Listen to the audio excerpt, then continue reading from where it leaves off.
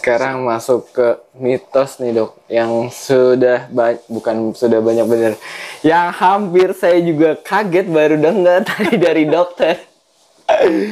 Mitos kalau bengkak terus ditemblokin daun pepaya terus bisa kempes, itu gimana nih dok? Ya Gue mungkin baru dengar, sumpah. mungkin ini sebenarnya lebih ke apa ya? Lebih ke tradisi kali ya, atau pengobatan-pengobatan alternatif mungkin ya.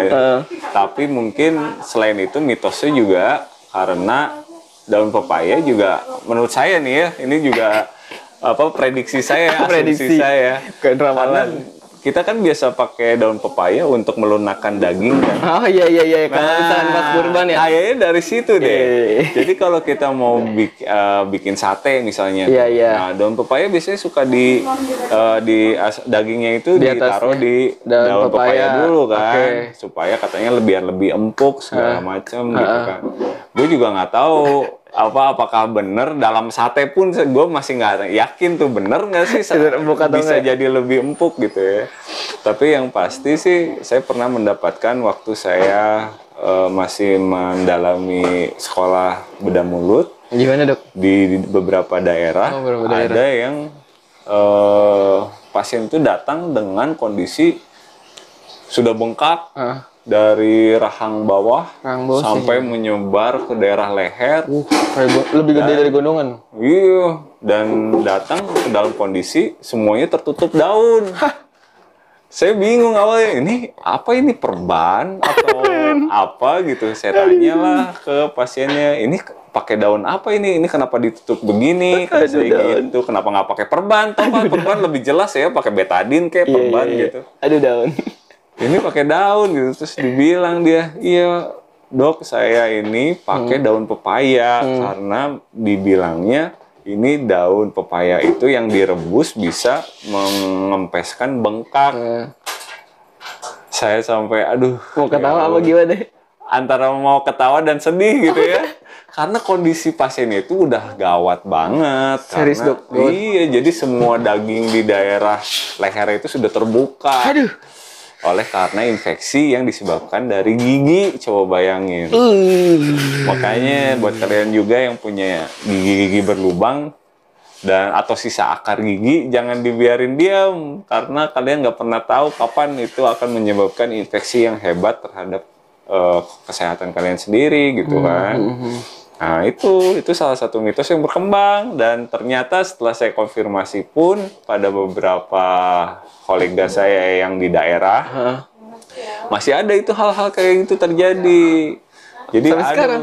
Iya, sampai sekarang loh. Bayangin 2021.